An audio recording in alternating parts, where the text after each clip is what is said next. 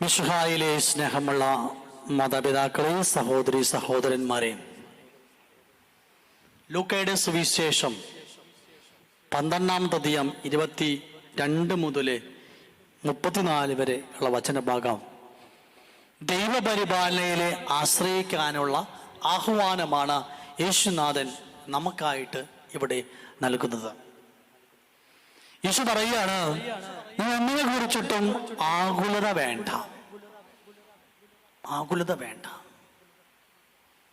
നമ്മൾ ചിന്തിച്ചു നോക്കിയിട്ടുണ്ടാ നമ്മുടെ ആകുലത എന്താ?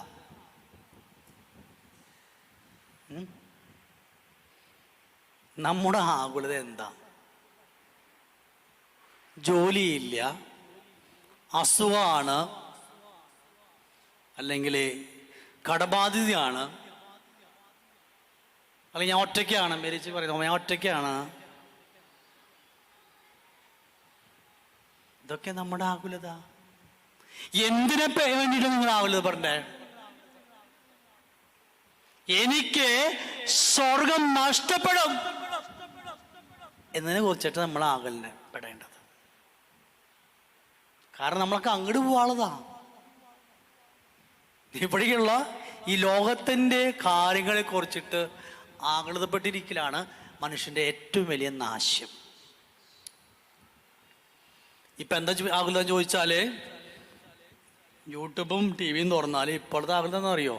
വയനാട് ദുരന്തവും ചൂരൽമലയും അടുത്തത് മുല്ലപ്പെരിയാർ പൊട്ടുന്ന പേടിച്ചിട്ടപ്പോ ആകുലത.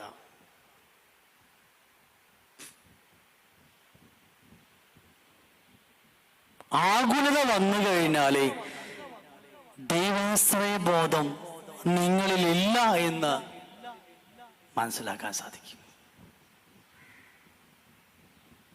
മിസ്റ്റർ ഡോൺ ബോസ്കോ ഗ്രൗണ്ടിൽ കളിച്ചുകൊണ്ടിരിക്കുക. ഇപ്പോൾ ഡോൺ ബോസ്കോയുടെ അടുത്തിട്ട് വന്നിട്ട് ഒരു വൈദികൻ ചോദിക്കുക, ഇപ്പൊ ലോകം അവസാനിക്കാൻ പോവാ, നിങ്ങൾ എന്ത് ചെയ്യും ചോദിച്ചു. എല്ലാവരും പറഞ്ഞു, ഞാൻ വീട്ടിലേക്ക് ഓടി പോവും, അപ്പൻ്റെ അമ്മയുടെ അടുത്ത് പോവും, അങ്ങനെയൊക്കെ ചോദിച്ചു.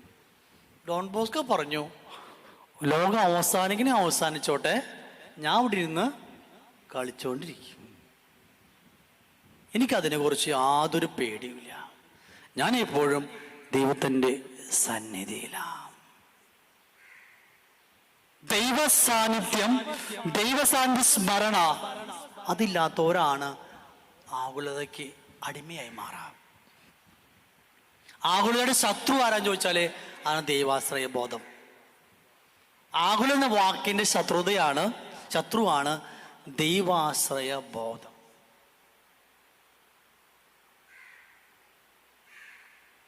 ജീവൻ നമ്മൾ ആകുലപ്പെടുന്നേക്കാളും ഉപരിയാണ് ജീവന്റെ വില. യേശു പറയുകയാണ് വളരെ വ്യക്തമായിട്ട്, എന്ത് ഭക്ഷിക്കുമെന്നോ ജീവനെ പറ്റിയോ, എന്ത് ധരിക്കുമെന്ന് വസ്ത്രത്തെ പറ്റിയോ, മനുഷ്യന്റെ അടിസ്ഥാനമായിട്ടുള്ള ആവശ്യങ്ങളാണ് വസ്ത്രവും ഭക്ഷണവും. അതിനെക്കുറിച്ച് പോലും നീ ചിന്തിക്കേണ്ടെന്നാ പറയുന്നേ. അതിന് ചിന്തിച്ചിട്ട് ആകുലപ്പെട്ടിട്ടുണ്ട് കണ്ടുകൊണ്ട് ആയുസിന്റെ ഒരു ദൈർഘ്യം കൂട്ടാനായിട്ട് നിനക്ക് സാധിക്കുമെന്ന് യേശു ചോദിക്കണേ. നമ്മൾ ആകുലപ്പെട്ടുകൊണ്ട് നിന്റെ ജീവിതത്തിന്റെ ആയുസ്സിന്റെ ദൈർഘ്യം കുറയേ ചെയ്യുള്ളൂ, കൂടില്ല.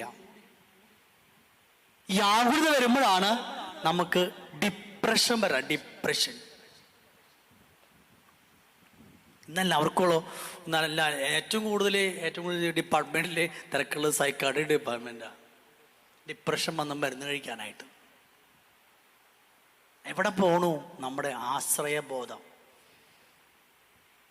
അസുഖം വരട്ടെ, അല്ലെങ്കിൽ എന്ത് പ്രശ്നം വന്നോട്ടെ, ദൈവത്തിൽ ആശ്രയിക്കാനായിട്ടുള്ള ഒരു അവബോധമാണ് ശരിക്കുള്ള ആത്മീയത എന്ന് പറയുന്നത്. വിശുദ്ധാത്മാക്കളൊക്കെ അങ്ങനെ തന്നെയാ. ഒരു പേടി ഉണ്ടായിരുന്നില്ല.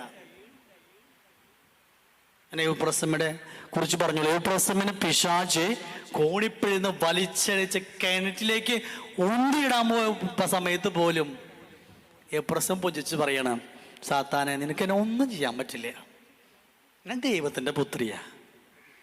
പിശാച് തോറ്റു മടങ്ങി എന്നുള്ളതാ.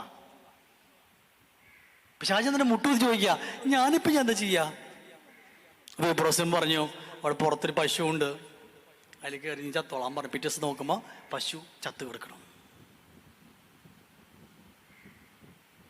ആ ആശ്രയബോധം, ദൈവം എൻ്റെ കാര്യത്തിൽ നോക്കും, എന്നെ ശക്തിപ്പെടുത്തും എന്നുള്ളൊരു ബോധ്യമാണ് ആശ്രയബോധം. അത് ദൈവത്തിന്റെ പരിപാലനയും കരുണയും സൗമ്യതയും കുറിച്ചിട്ട് കർത്താവ് ഈശോ എന്നിട്ട് 3 ഉദാഹരണം പറയുന്നുണ്ട്. നല്ല ഉദാഹരണങ്ങളാണ്, എനിക്ക് ഏറ്റവും ഇഷ്ടപ്പെട്ടു. അത് ഞാൻ ഈ ദിവസങ്ങൾ വായിച്ചത്, ഇന്നത്തെ വായന തനിയാ.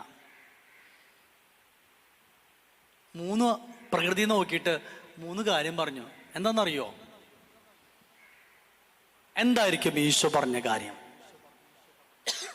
ഒന്നാമതായിട്ട് കാക്കേനെ കുറിച്ച് പറഞ്ഞു, രണ്ടാമതായിട്ട് ലില്ലി, മൂന്നാമതായിട്ട് പുല്ല്. നിങ്ങൾക്കറിയോന്നറിയില്ല, പക്ഷി വർഗത്തിലെ ഏറ്റവും അധമ വിഭാഗത്തിൽപ്പെട്ട പക്ഷിയാണ് കാക്ക. ഇവിടെ കർത്താവ് പ്രതീകാത്മകമായിട്ടാണ് കാക്കയെ വിശേഷിപ്പിക്കുന്നത്. ഒന്നിനും കൊള്ളാത്ത ഒരു ജീവിയായിട്ടാണ് കാക്കയെ. പറയില്ലേ, കാക്കയെ കണ്ടാലേ എന്ത് ചെയ്യും? കാണുമ്പോഴേക്ക് തന്നെ. മാത്രമല്ല, കാക്ക ദൈവശാസ്ത്രപരമായി ചിന്തിക്കുമ്പോൾ കാക്കയുടെ ഒരു അർത്ഥമുണ്ട്. എന്താണെന്നറിയോ? പെട്ടകത്തിൽ നിന്ന്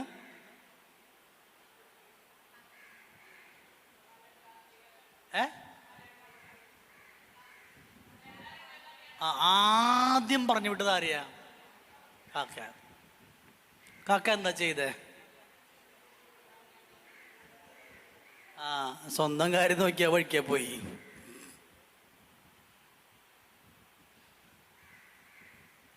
ഇപ്പൊ കാക്ക ഒന്നിനും കൊള്ളാത്ത ഒരു അധമജീവിയായിട്ട് ആണ് ആ യഹൂദ പാരമ്പര്യം അനുസരിച്ചുള്ള ഒരു ചിന്താഗതി. യഹൂദരൊക്കെ കാക്കയാണെങ്കിൽ ഓട്ടിപ്പിക്കുമെന്ന് പറഞ്ഞ കാക്കയെ ഈ വെള്ളം ഇറങ്ങിയോന്ന് നോക്കാൻ വിട്ടിട്ട് കാക്ക ആ വഴിക്ക് പോയിട്ട് ഭക്ഷണം തണ്ടാൻ പോയി, സ്വന്തം കാര്യം നോക്കാൻ പോയി.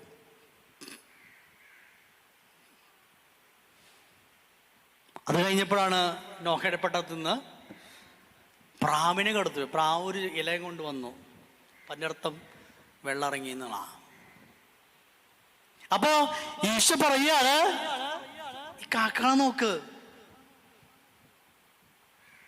അതിനേക്കാളും കാക്കയെ നോക്കാൻ പറഞ്ഞാല് അത്രയും നിസ്സാരമായിട്ടുള്ള ഒരു വൃത്തിഹീനമായ ഒരു ജീവിയാണ് കാക്ക. അതിനെ ദൈവം ഇത്രമാത്രം പരിപാലിക്കുന്നുണ്ടെങ്കിൽ നിങ്ങൾ എന്തുകൊണ്ട് പരിപാലിച്ചുകൂടാ? 1 പത്രോസ് 5-ാമത്തെ അധ്യായം 7-ാം വാക്യം എടുത്ത് വായിച്ചാൽ,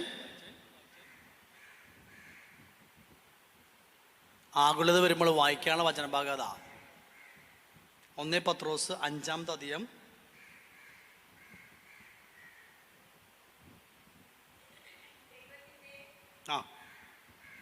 ദൈവത്തിന്റെ ശക്തമായ കരത്തിൻ കീഴിൽ താഴ്മ നിൽക്കുവിൻ,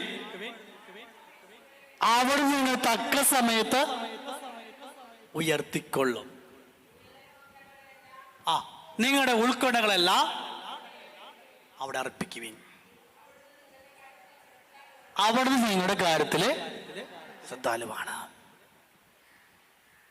ഉത്കണ്ഠ, ആകുലത, ടെൻഷൻ വരുമ്പോൾ നമ്മൾ പറയേണ്ട വചനഭാഗമാണ് 1 പത്രോസ് 5:7. ഇനി അടുത്തത് സങ്കീർത്തനം 37:5, അടുത്ത വചനഭാഗമാണ്. ഉത്കണ്ഠ മാറാനുള്ള വചനഭാഗം സങ്കീർത്തനം 37:5.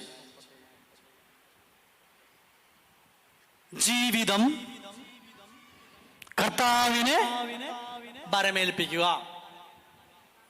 അവിടുത്തെ വിശ്വാസം അർപ്പിക്കുക, അവിടുന്ന് നിന്നെ നോക്കിക്കൊള്ളും. 1 പത്രോസ് 5:7, സങ്കീർത്തനം 37:5. ഈ 2 വചനഭാഗങ്ങളാണ് ആകുലത മാറാനായിട്ട് നമ്മൾ ചൊല്ലേണ്ടതും പ്രാർത്ഥിക്കേണ്ടതും. ഞാൻ പറഞ്ഞതല്ല, വിശുദ്ധാത്മാക്കൾ പറഞ്ഞു വെച്ച കാര്യമാണ്, ദൈവശാസ്ത്രന്മാർ എഴുതി വെച്ചിട്ടുള്ളതാണ്. ദൈവശാസ്ത്രന്മാർ വളരെ വ്യക്തമായിട്ടും ബൈബിൾ പണ്ഡിതന്മാർ പറയുകയാണ്, ജീവിതത്തിന് നിയന്ത്രണം നമ്മുടെ കയ്യിൽ നിന്നും വിട്ടുപോകുന്നു എന്ന തോന്നൽ നിന്നുണ്ടാകുന്നതാണ് ആകുലത. ജീവിതത്തിന്റെ നിയന്ത്രണം നമ്മുടെ കയ്യിൽ നിന്നും വിട്ടുപോകുന്നതാണ്, തോന്നലുണ്ടാകുന്നതാണ് ആകുലത.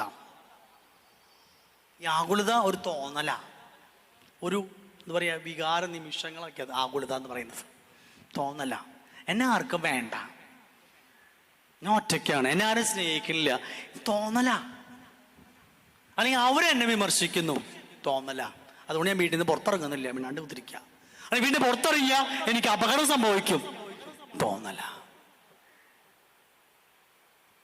അപ്പൊ ഈ ആകുലത, ദൈവാശ്രയബോധം നഷ്ടപ്പെട്ട് കഴിയുമ്പോൾ മനസ്സിന്റെ ആ കൺട്രോള് നമ്മുടെ കയ്യിൽ നിന്ന് പോകുന്ന ഒരു അവസ്ഥ, ആ തോന്നലാണ് ആകുലത എന്ന് ബൈബിൾ പണ്ഡിതന്മാർ പറയുക. ഈ ആകുലതയ്ക്ക് ഓപ്പോസിറ്റ് ആണ്, വിപരീതമാണ് ദൈവാശ്രയബോധം. ഇവിടെ കാക്കയെ നോക്കിയിട്ട് കർത്താവ് വളരെ വ്യക്തമായിട്ട് 3 ഉദാഹരണം. രണ്ടാമതായിട്ട് പറയുന്നു ലില്ലിയെ. ലില്ലിപ്പൂ നിങ്ങൾ കണ്ടുണ്ടാ? എപ്പോഴാ അത് മുളച്ചു വരാ? ഈ അവസ്ഥപ്പിതാവ് ലില്ലി കണ്ടുണ്ടാ? വെള്ളയും പിന്നെ പണ്ട് കാലത്ത് കിട്ടുന്നല്ല വീട്ടിലായിരുന്നു വെള്ളയും ദിവസവും. വേനൽക്കാലം ആകുമ്പോൾ, വേനൽക്കാലത്തില്ല, വർഷകാലം ജൂൺ മാസം ആകുമ്പോൾ അതിൻ്റെ കിഴങ്ങടിയിൽ എടുക്കുന്നുണ്ടാവും. ഒരു മഴ വരുന്ന പൊന്തി വരും, കുറച്ച് കഴിയുമ്പോൾ അങ്ങനെ തന്നെ കൊഴിഞ്ഞു പോവുകയും ചെയ്യും. ഇത്രയേ ഉള്ളൂ. നിസ്സാരമായിട്ടുള്ള ഒരു ചെടിയാ ലില്ലി. അതുപോലെ തന്നെ പുല്ലിനെ നോക്കി പറയാണ്, നമ്മൾ പറയില്ലേ പുല്ലെന്ന് പറയില്ലേ, അതിൻ്റെ അർത്ഥം എന്താ? നീ പോയി പണി നീ ഒന്നല്ലാന്ന്, നീ പറ നിസ്സാരനാണെന്ന് പുല്ലെന്ന് പറയുന്നത്. അപ്പൊ ഈ പുല്ലിനെയും ലില്ലിയെയും കാക്കയൊക്കെ ഈ പ്രകൃതിയില് ഒത്തിരി ഭംഗിയായിട്ട് ദൈവം നോക്കുന്നുണ്ടെങ്കിൽ, പ്രിയപ്പെട്ടവരെ, നിങ്ങൾ ദൈവത്തിന്റെ മക്കളാണ്, നിങ്ങളെ ദൈവം നോക്കാതിരിക്കുമോ എന്നാണ് ഈശോ ഈ വചനഭാഗത്ത് നമ്മോട് ആവശ്യപ്പെടുന്നത്. ഇത് പറയാൻ കാരണം, ഇതിന് മുമ്പത്തെ ഭാഗമുണ്ട്, ഭോഷനായ ധനികൻ സമ്പത്ത് ശേഖരിച്ചു വെച്ച്, ക്രിസ്തലത്ത് സമ്പത്ത് ശേഖരിച്ചു വെച്ച് കളപ്പുരയൊക്കെ പൊളിച്ച് പണിത് വലുതാക്കി. ഈ തലമുറകൾക്ക് വർഷത്തിലോളം തലമുറകളോളം കഴിയാൻ സമ്പത്ത് വെച്ച് കഴിഞ്ഞാൽ പിന്നെ ഒന്നിനെ കുറിച്ച് ടെൻഷൻ വരില്ലോ വേണ്ട വെച്ചിട്ട്. അപ്പോഴാണ് ഈശോ പറയുക, ബോഷ, ഇന്ന് രാത്രി നിന്റെ ആത്മാവിനെ ദൈവം വിളിച്ചെടുക്കുകയാണെങ്കിൽ ഈ സമ്പത്ത് കൊണ്ട് എന്ത് ഉപകാരം? ഒരു ഉപകാരമില്ല.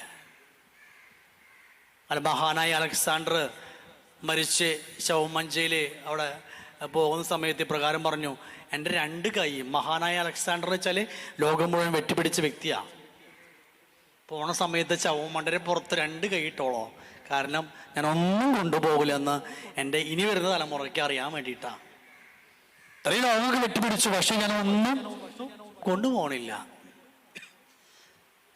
യേശു പറയാണ്, അവസാനമായി പറയാണ്, ഇതെങ്ങനെ, നിങ്ങളുടെ സമ്പത്ത് വിറ്റ് ദാനം ചെയ്യുവിൻ, പഴകി പോകാത്ത പണസഞ്ചികൾ കരുതി വെക്കുവിൻ, ഒടുങ്ങാത്ത നിക്ഷേപം സ്വർഗത്തിലെ സംഭരിച്ചു വെക്കുവിൻ. നിങ്ങളുടെ നിക്ഷേപം എവിടെയോ അവിടെയാണ് നിന്റെ ഹൃദയം. നീ എന്തിനെ കുറിച്ചാണ് ചിന്തിക്കേണ്ടത്? സ്വർഗരാജ്യത്തെ കുറിച്ച് നീ ചിന്തിക്കേണ്ടത്. സ്വർഗം നഷ്ടപ്പെട്ടു പോകുന്നു തോന്നി കഴിഞ്ഞാൽ നിനക്ക് ആകുലത വേണം, ടെൻഷൻ വേണം, അത് വേണം. പക്ഷെ അത് മാത്രം നമുക്കില്ല. ആ ഒരു ആകുലത മാത്രം ആർക്കും ഇല്ല. ബാക്കി എല്ലാത്തിനെ കുറിച്ചിട്ടും ആകുലതയുണ്ട്.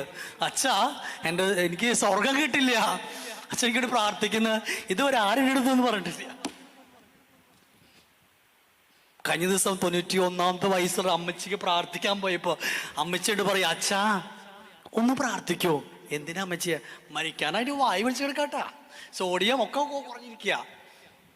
എൻ്റെ പേരക്കുട്ടിയുടെ കല്യാണം കണ്ടിട്ട് അവൻ്റെ കൊച്ചിന് മാമൂസ് കണ്ട് മരിച്ചാ മതി, എനിക്ക് വയസ്സ് 91. നല്ല ആഗ്രഹമല്ലേ? എന്നാ അച്ഛാ എന്റെ ആത്മാവ് സ്വർഗത്തിൽ പോവാൻ അച്ഛനൊന്നും പ്രാർത്ഥിക്കേ, അത് പറഞ്ഞില്ല. അവിടെ നിന്നൊക്കെ ഒരു കൂട്ടച്ചിരി. 91 വയസ്സ്, കണ്ണിന് പതണ്ട്, ചെവിക്ക് ആയി ഒടുങ്ങി, സോഡിയം പൊട്ടാസ്യം കിടന്നിട്ട് കിടപ്പാ. അച്ഛൻ എനിക്കൊരു പ്രാർത്ഥിച്ചോളൂ. എൻ്റെ പേരക്കുട്ടി ഇപ്പോൾ ബിടെക് കഴിഞ്ഞിട്ട് ജോലിയുണ്ട്. അപ്പോൾ പേരക്കുട്ടിക്ക് വേണ്ടിയിട്ട് വന്നപ്പോൾ മോനെ ജോലി കിട്ടിയിട്ടേ അവൻ്റെ കല്യാണം കഴിഞ്ഞ് കൊച്ചിൻ്റെ മാമൂസ് കഴിഞ്ഞിട്ട് മരിച്ചാൽ മതി അച്ഛാ. നമ്മുടെ അമ്മച്ചിക്ക് കുഴപ്പമില്ല, അമ്മച്ചി നോക്കുന്നത് ഞങ്ങൾക്കാണ് കുഴപ്പമുണ്ടാവുകയെന്ന് പറഞ്ഞു. ആ നമ്മുടെ ആഗ്രഹങ്ങൾ ഈ ലോകത്തെ കുറിച്ചുള്ള ആഗ്രഹങ്ങളാ. സ്വർഗത്തെ കുറിച്ച് ചിന്തിക്കാനാ യേശു പഠിപ്പിക്കുന്നത്. അതിന് ദൈവാശ്രയ ബോധത്തോട് കൂടിയിട്ട് സ്വർഗത്തെ ലക്ഷ്യമാക്കി ഓട്ടം നടത്താനായിട്ട്, സ്വർഗത്തെ ലക്ഷ്യമാക്കി ഓടാനായിട്ട് നമ്മുടെ ജീവിതത്തിന് കഴിയട്ടെ എന്ന് പ്രാർത്ഥിച്ചുകൊണ്ട് ദൈവം നിങ്ങൾ സമൃദ്ധമായിട്ടും ആസ്വദിച്ച് അനുഗ്രഹിക്കട്ടെ. പിതാവിൻ്റെയും പുത്രൻ്റെയും പരിശുദ്ധാത്മാവിൻ്റെയും നാമത്തിൽ ആമേൻ.